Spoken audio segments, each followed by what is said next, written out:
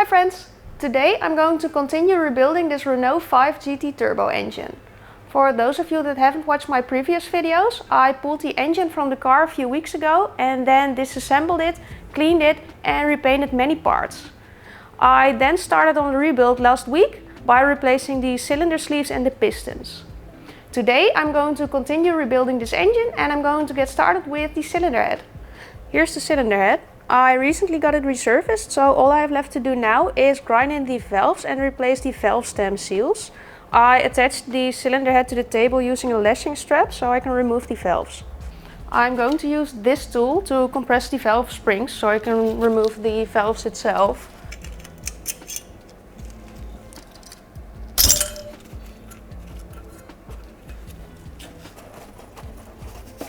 So what I'm doing is, like I said, compressing the valve spring and put it a bit tighter than this.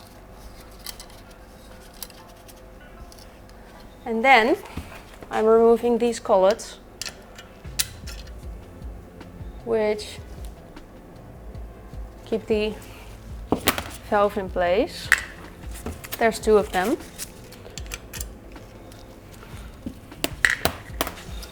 And then you can just release this.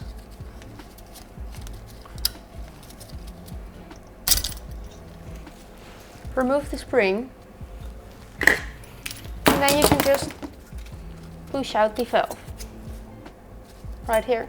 And yeah, that's it. Let's repeat this process on the other valve.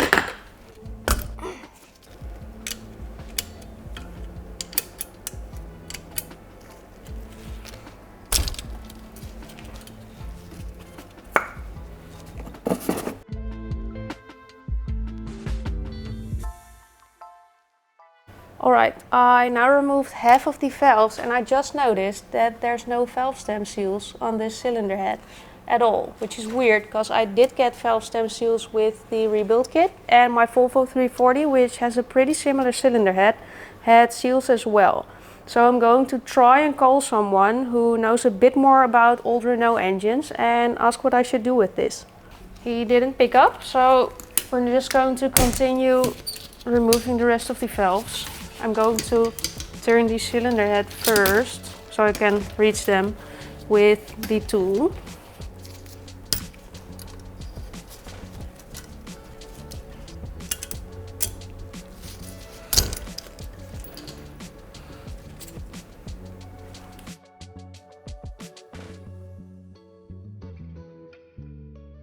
All the valves are out, so now I'm going to grind them in.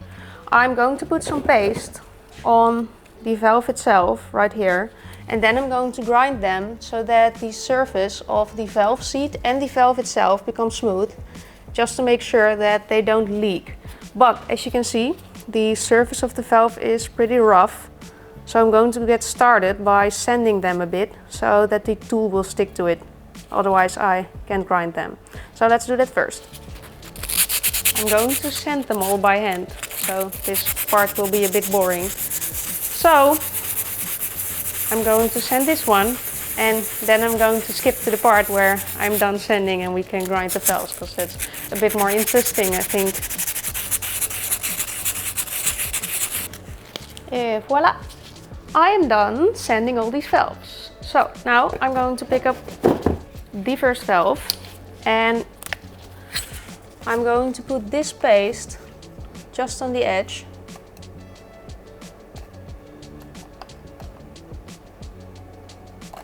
Like so. I've put the camera on the stand because it's a bit easier to film that way. But I'm going to put the valve back into the cylinder head, making sure to put the valve to the same place it belongs, so don't mix them up or anything. And then I'm going to grind them using this tool.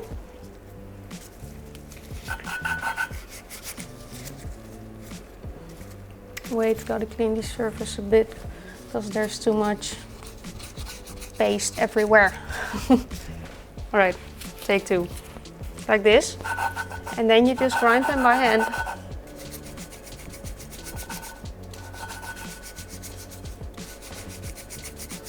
And that's it for the first valve. You can see that the valve seat is a whole lot more clean than, for example, this one. So we're going to repeat the same process on all the other 7 valves.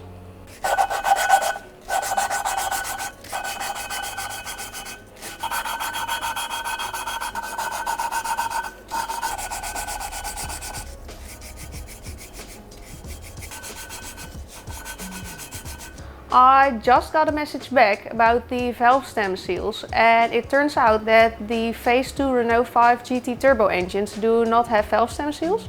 So I can just go and rebuild everything without the seals, which feels kind of weird, but I heard that it's better, so let's do it like this, I guess.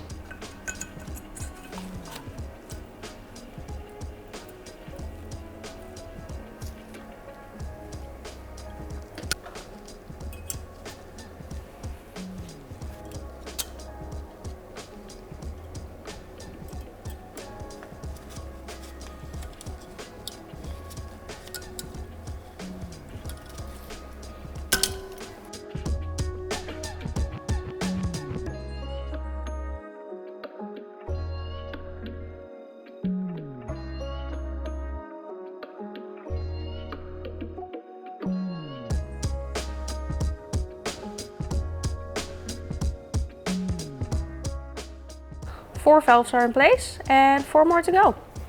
You know, my favorite part about this engine is that it only has 8 valves as opposed to 20 like in all the Volvo T5 engines that I usually do cylinder heads of. So this is a relief. It's so little work. We just gotta turn it one more time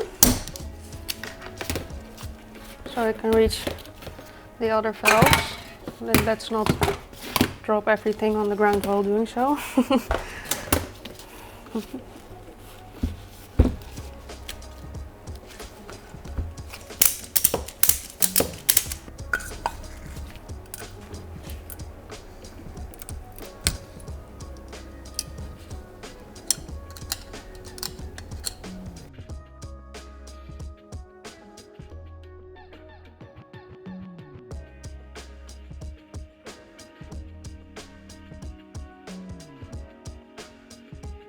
I'm done rebuilding the cylinder head, so now I'm going to do a little leak test to see if all of the valves have stopped leaking after grinding them.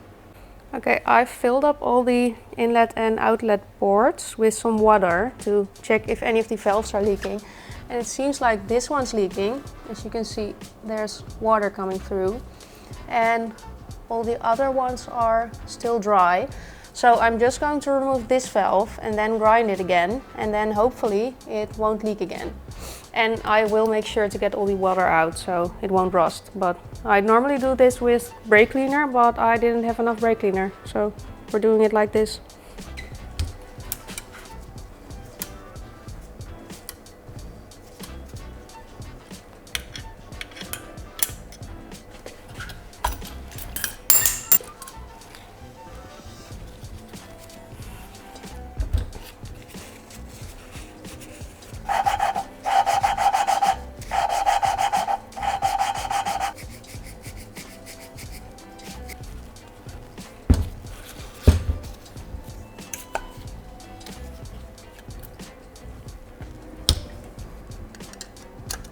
Okay, now let's see if it has stopped leaking.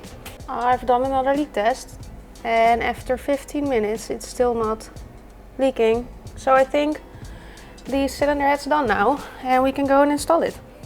For those of you that haven't watched my previous videos, I've already sanded this surface, so all I have left to do is clean it again. And of course I'll clean the surface of the cylinder head as well, and then we can put it into place.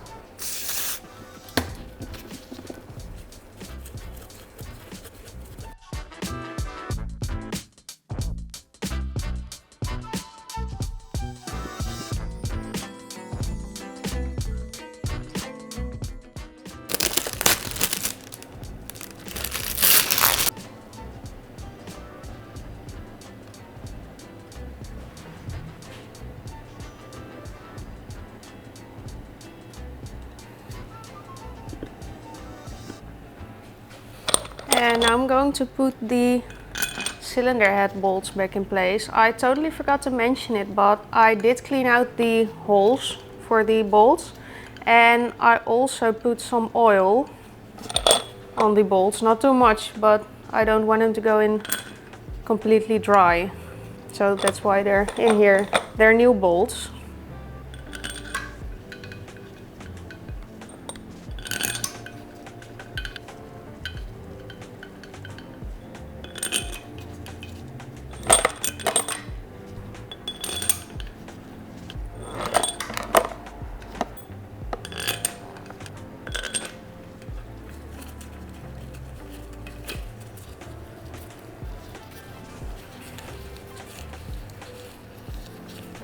Now let's torque them all to spec, which is only 75 Newton meters, which is so little.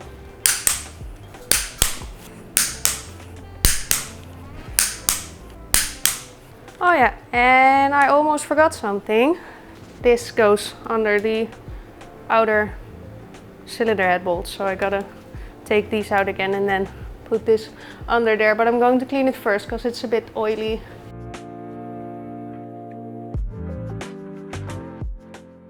Now, before I can install the rocker shaft, I think I gotta put the push rods in place because they go under there. So that's what I'm going to do.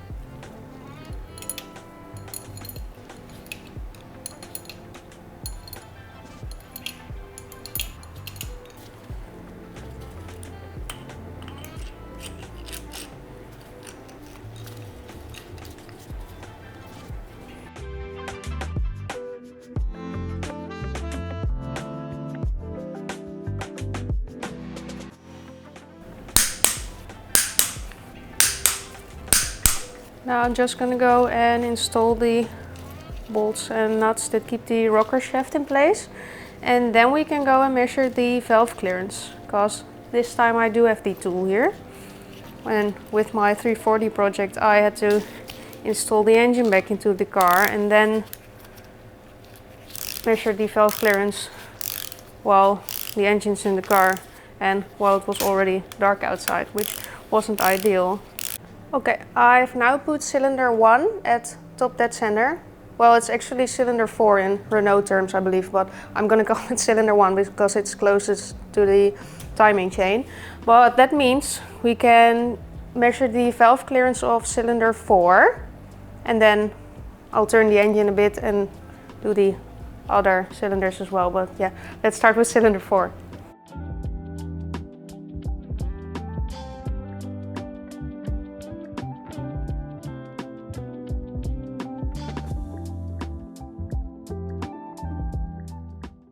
The valve clearance of cylinder 4 is now okay, so now let's turn the engine again. Cylinder 3 is now at top dead center, which means we can set the valve clearance for cylinder 2. So I'm going to repeat the same process for this cylinder and the rest of them.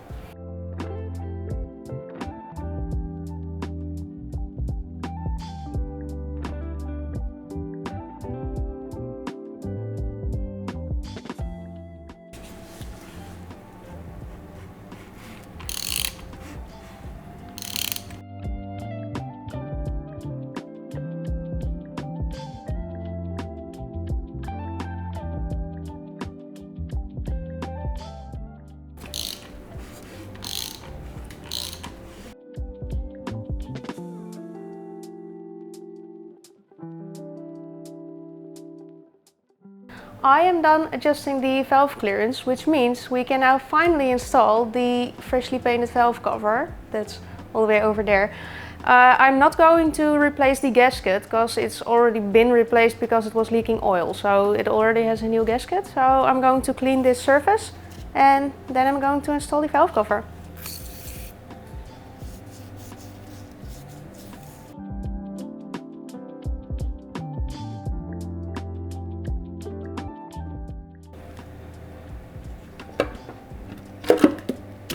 Ta-da!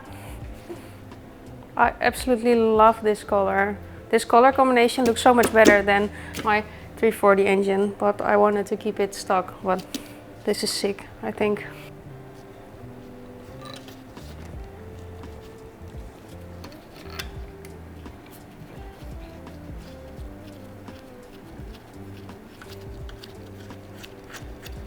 It looks awesome with the freshly painted brackets.